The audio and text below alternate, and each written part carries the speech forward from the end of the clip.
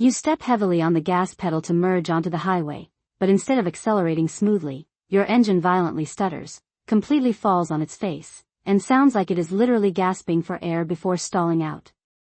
When you limp back home and plug in your scanner, a P2281 code tells you there is a massive air leak somewhere between the mass airflow sensor and the throttle body. To understand why this makes your engine run so terribly, you have to think about how your engine breathes.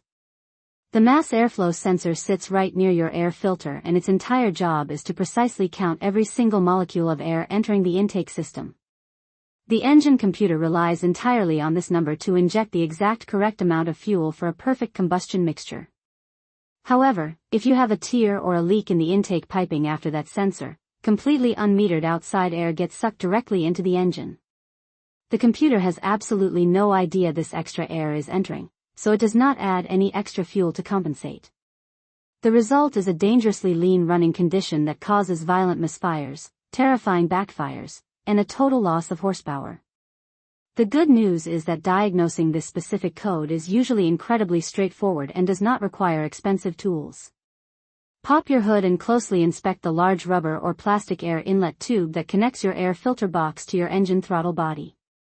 Because engines constantly rock back and forth on their mounts during acceleration, this thick rubber hose flexes and eventually develops deep cracks down in the accordion folds from years of brutal underhood heat.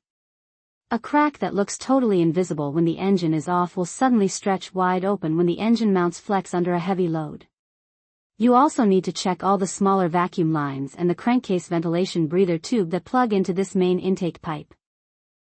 A careless mechanic might have forgotten to tighten a hose clamp after your last oil change, or a plastic nipple might have snapped completely off.